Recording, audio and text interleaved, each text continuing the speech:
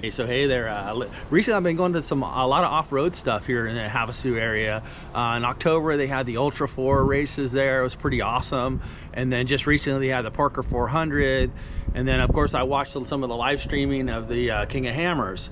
And one of the things I always thought was kind of interesting, and I had a question, is like, well, when the cars come into a pit, everyone's raising their hand up saying, hey, don't touch the car, don't touch the car, don't touch the car. So I really wanted to get to the bottom of it. Why is it that you cannot touch the car? And really what it is you can't touch the car when they're fueling. So I'm gonna get down to the bottom of it, and let's go find out.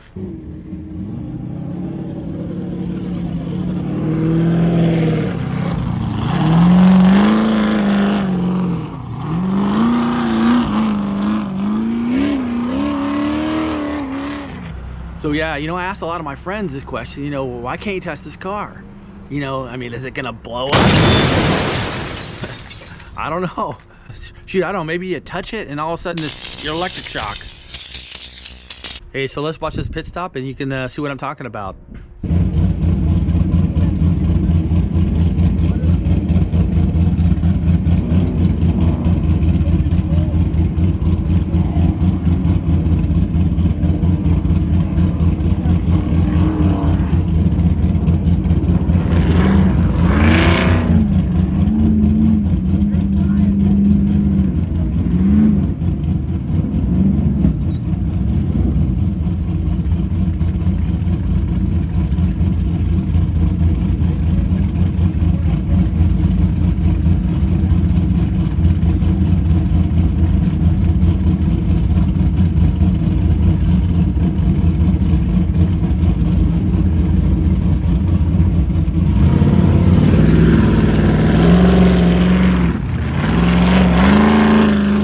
I had to get to the bottom of it, so I contacted this guy, Brett Harold.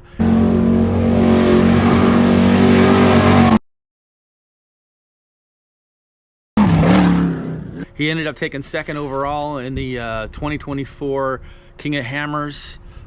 Pretty awesome, and he gave me all the info.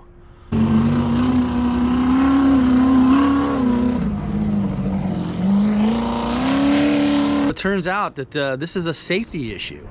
So the sanctioning body says, hey, when you're fueling the car, no one can touch the car unless you're in full race gear. That's like fire suit, helmet, gloves, the whole bit. And if you do break that rule and somebody sees it or catches it on a video or whatever, it's a penalty.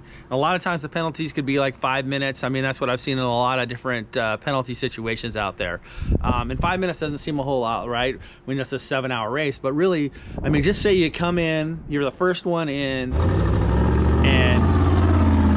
but you went out, it's a timed race, right? So the next car comes in 4 minutes and 59 seconds behind you. So they just won by 1 minute because of that 5-minute penalty. So 5 minutes, it doesn't seem like much, but it always seems to become a factor.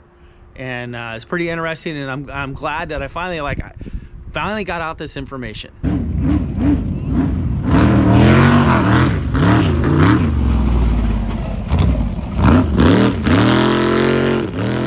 I don't know if you watched that King of Hammers, but man, was that a great show at the end. I mean, it was just like one driver after another that it was like everyone that got in the lead, it seemed like they lost the lead. Something happened to their car. I mean, you know, you look at, you know, Kyle Cheney, and he just kind of limps his car in.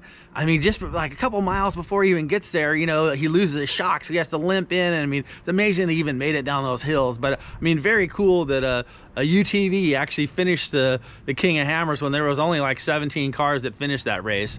And they never said a UTV would probably even make it. So that was super cool. And actually, he was the first one to cross the finish line, but with penalties and time and all that kind of stuff, I think he finished in 7th or something like that, which was a phenomenal, you know, accomplishment there.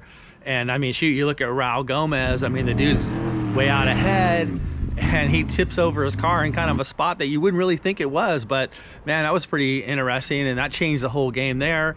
You got Casey Curry that's out there in the lead. He's doing awesome, and all of a sudden he goes in for a pit on the second, you know, on a second pit stop area, and turns out he broke a drive shaft and ruined the gears in the rear end, and he's out. So it was almost like a curse to lead that race. But man, what a freaking race. It was so awesome.